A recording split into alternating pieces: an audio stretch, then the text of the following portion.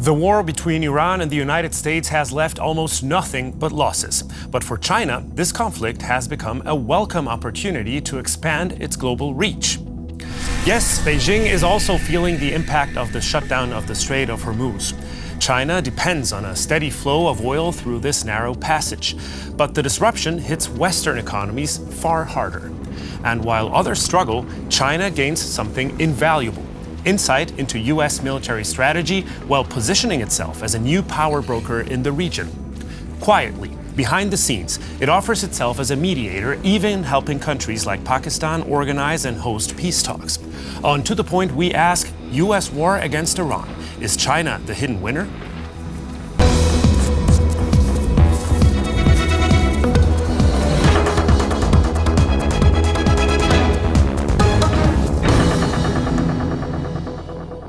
Welcome to this week's To The Point. I'm Javier Arguedas. It's good to have you with us, and I'd like to welcome today's guests. That's Angela Köckritz, Deputy Editorial Director at Germany's China Table. She covers China's foreign policy and Germany's China strategy, and previously served as a Beijing correspondent for Germany's Die Zeit.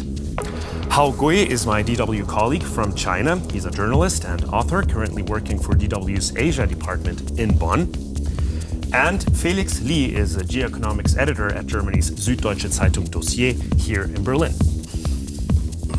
To all of you, welcome. Thank you for being with us today. Angela, I'd like to start with you. Just this week, we saw Chinese President Xi Jinping say, quote, that China supports all efforts conducive to restoring peace and stands for resolving disputes through political and diplomatic means in the US-Iran war. What do you make of a statement like that? Well, China doesn't want to get involved too closely because they learned that from the US, don't get too involved in the Middle East, don't send any troops, it will get messy. And then they also want to send the message of being an alternative to the United States. So what they're doing right now is they criticize the US a lot without naming it. And they would say that the law of the jungle, there is no speech without mentioning the law of the jungle, is actually coming back again. So China wants to present itself as a country that stands for the rule of law, for multilateralism, for UN system. But of course, only when it serves the purpose. There is some rulings of international law they would not, rather not respect if it's against their interest. So they want to get, the good image without being too entangled. So the rhetoric would be that local players like Pakistan or Iran should solve the problem or should solve the conflict, and they are back in a more like mediating role. So as you mentioned, there are these 4 points proposal, 5 points of proposal. So they want to show we are acting for peace. However, if we take a look at other of China's actions, there are credible reports that China is indirectly supporting Iran by buying more than 90% of their oil exports, for example, or providing crucial technologies and also materials. Is that stance of, say, neutrality or mediating power really credible? Oh, the relation between China and Iran has a long history and is very good, close together. They're close friends because Iran was the most important oil exporter for China before Iran was put under international sanction. 90% of the oil production goes to China. Now, today, there's still Chinese company, most of them private one, buying oil from Iran through the shadow ships and shipping on the open international water and go to another ship, and this oil with final destination of China. This is kind of support. And the US military reportedly stopped an Iran tanker just before they're driving or crossing through the Strait of Hormuz. Reportedly, there are some chemical stuffs on board, which would support the Iran regime, which is not really bad. But China refused to confirm it and said it's not a state act, it's somehow by private company. Mm-hmm. So it's not officially the position of China. Felix, when we take a look at the relationships between smaller countries and larger world powers, recent events have shown that it does little when it comes to war. Do you think Iran would have expected more support from China? No, I don't think so. I mean, different from last year, where China still had an influence on Tehran, this time I don't see that China really has. I mean, they have they do have communication with Tehran, but the influence is not so strong this time. And I mean, it has something to do with Donald Trump.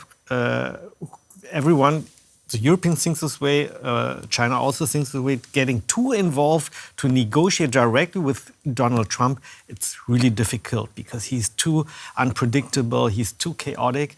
And so it is a good, probably a strategy to push an ally from China, Pakistan, to try to negotiate. And but I don't think that Iran is expecting from Beijing to negotiate.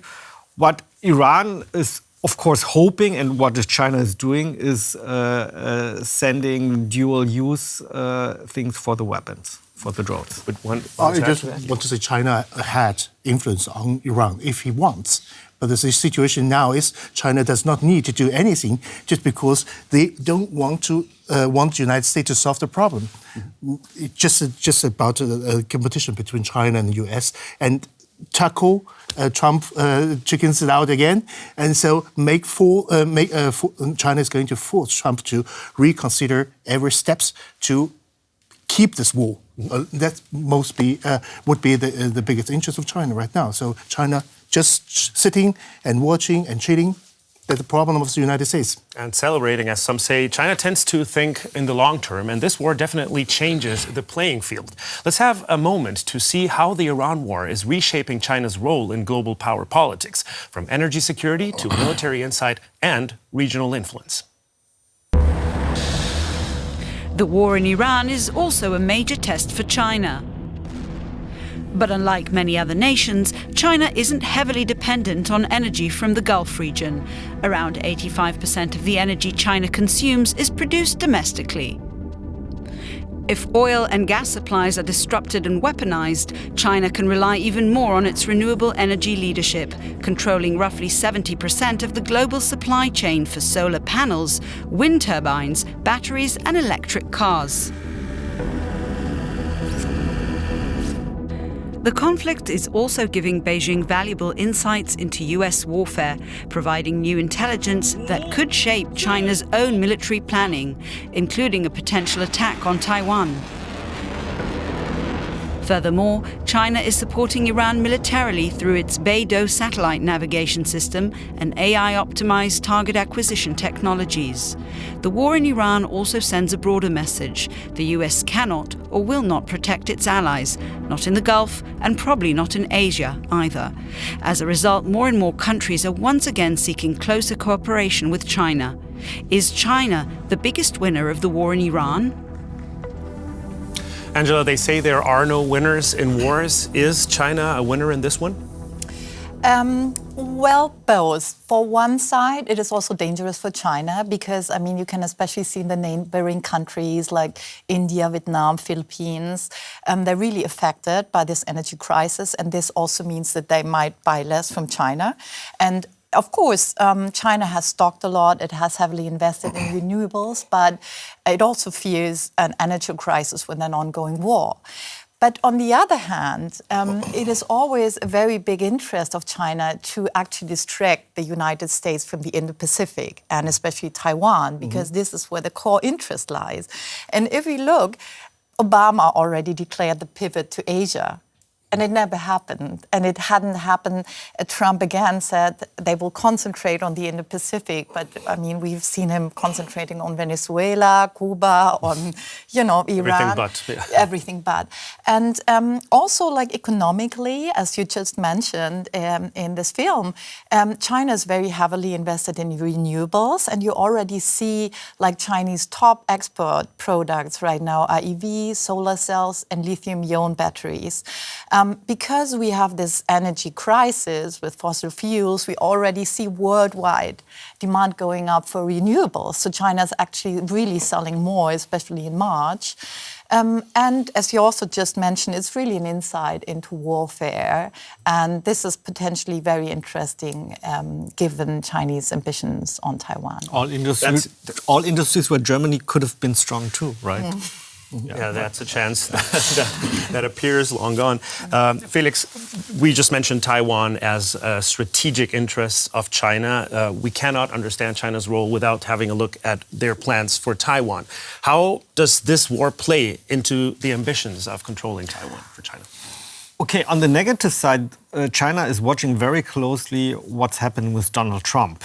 And it seems like it ends up with a mess for Donald Trump. And this, for sure, China doesn't want when taking Taiwan. When China thinks it's ready to take Taiwan, it has to work. And looking at even such a superpower as the USA cannot control this war also might have consequences for China being more cautious, even doing more preparation before doing this step. On the other hand, what they are looking is, and what is already shown, war has changed dramatically. We've seen this already in the Ukraine war, where it starts with artillery and now it turned out to be a total drone-driven war. And this is the same happening in the Gulf, where the Gulf countries, they spent billions in American weapon systems, and it looks like they all don't work so efficiently against fighting against drones, what the Iran is using. And this changes war strategies totally, and this might have also impact on China. The advantage China has, a lot of these technologies are coming from China, and the People's Army is combined with a huge industry complex where this is all included. And this gives China a huge advantage.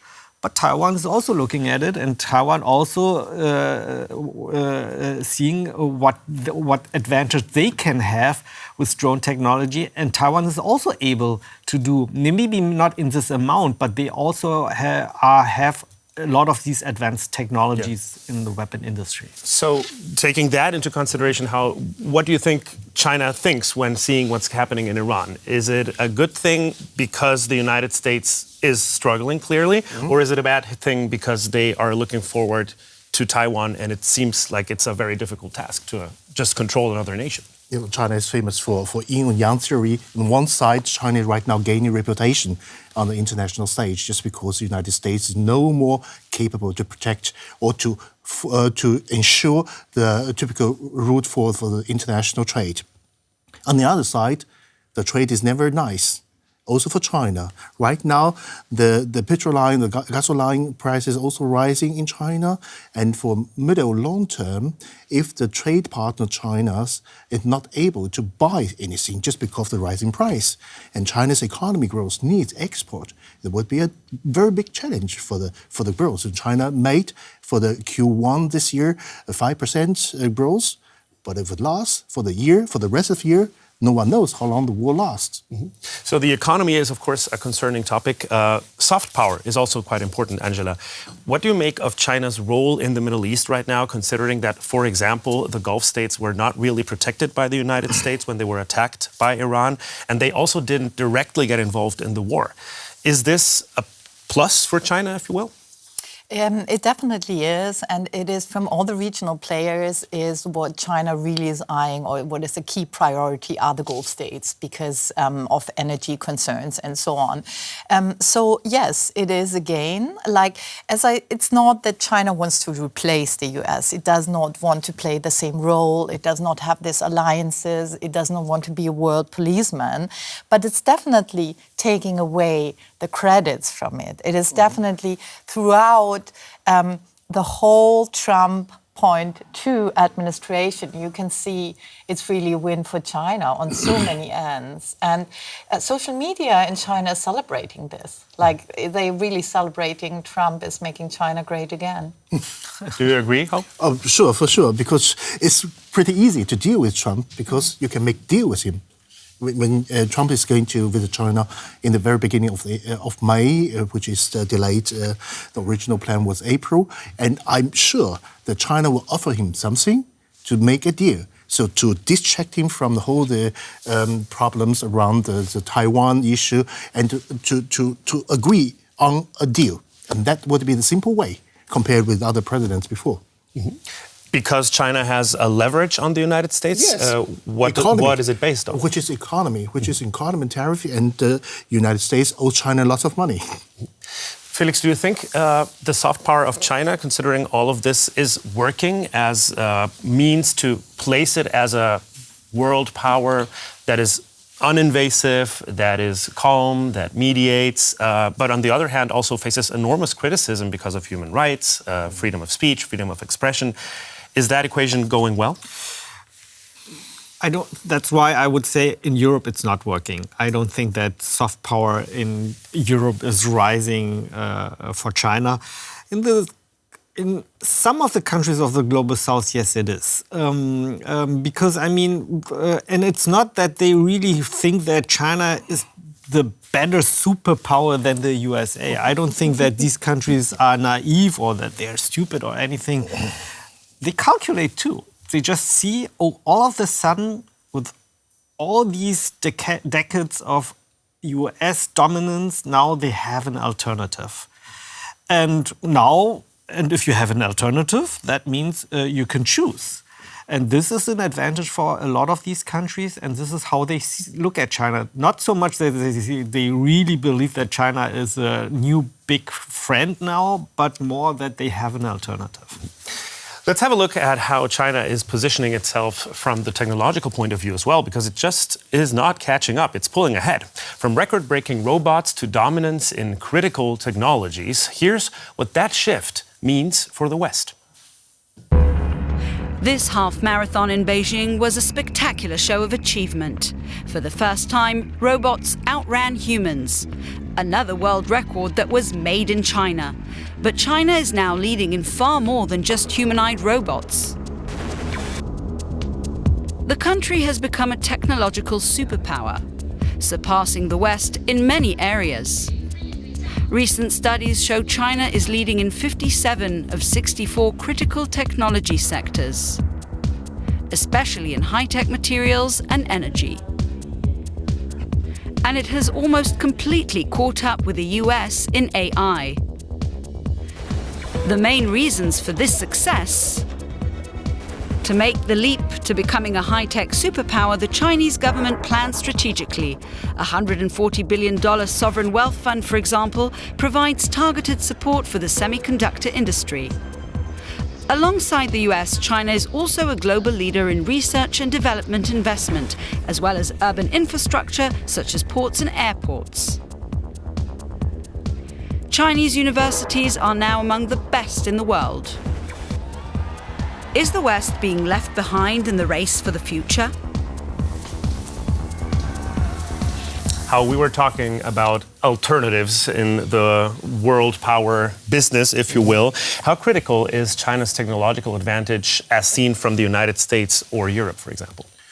China is doing it another way. The United States is always all working with European countries and companies together, and China is trying to find a way to get strong along, but he's long, because he sees the way, if we want to be a next superpower, you have to be capable to do many, many things along, just because the United States is now trying to block everything what is fast. You see this robot marathon, a half marathon, you see the Chinese speed is really amazing. Just 1 year ago, the robot needed 2 hours for 20 kilometers. And this year, the best one made it under 1 hour. It's 50 minutes, which is more faster than every human being before. You see, if China is doing along what humanoid robot you see this week is Hannover Fair, the Hannover Messe, the biggest industry show of the world, and Chinese companies present and showing the new technology. China is doing a lot of things along, and that is strategy, do enormous without any foreign corporations. That vision of a race is quite symbolic, if you will, Angela. However, many experts agree that China still has a long way to go before it can overcome the United States as the world's leading power. What do you make of that assessment? I'm not sure because what China is really good in is actually developing application. Like, for example, if you look at AI or any like technological progress, what China is really good at is building an industry about it. So you see like United States might be good in a lot of breakthrough scientific progress, but now Chinese are also really catching up. And you see them very fastly. For example, if you look at computer-brain interfaces, they just in March, China was the first. Elon Musk is very active in that with Neuralink, but you saw that China was doing really the first commercial product for it. So, and if you look at, for example, the whole technological value chain, like how it is done, the whole plan is actually to have completely integrated AI. So where you have an industrial production that is integrated with robots, AI, and it's just such a wholesome system that is completely different than it is in the West because it all comes top down, right? Yeah. And they can really channel all their resources. And what Donald Trump, a side effect here is he really made the world explore choke points. Because look at rare earths.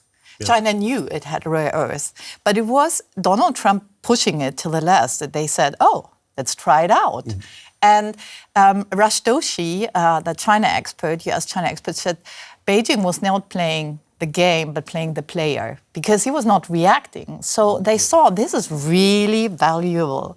And Iran does the same with Hormuz, right? So the whole world is actually looking at these choke points, and technology will be a new choke point also. The question, of course, Felix. Yeah, I would even say China, technology-wise, or it depends on what you see, what criteria you use for being a superpower. I would say technology-wise, weapon-wise, and on academic level-wise, we just heard the numbers. China is already the number one and overtook the US, and financially too. Yeah. I mean, we look, the only thing where China is still lacking behind is on global network, on being a global player. That's the thing. Can it turn all those advantages into political power with that stance that we're seeing in the war in Iran?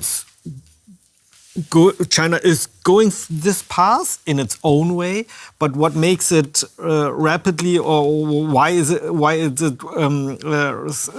the speed has that's because of the US, because the US is losing credibility in such a short time, in such a speed because of Donald Trump's politics, and this is why even on that I think China is on a very much more fast track than we thought a few years ago, that China is to be even on this part the number one, becoming the number one. However, we do want to have a look at the weaknesses as well. China's economy has a mixed picture because on the one hand are all these advantages, but we also know that there's a real estate crisis and that there are record youth unemployment levels at the moment. Is it less strong than it seems? Chinese economy is facing biggest challenge. Challenge is just because due to the fact that the export is not so strong like years before, just because the buying countries they need more purchasing power, which is lacking. So on the other hand, China needs to power their economic growth through this consuming. The private consuming is also sinking, just because the Chinese citizens always used to save money. We save and save and save because we're not sure what happened next. So that is the biggest problem, and real estate is one part of this private consuming problematic.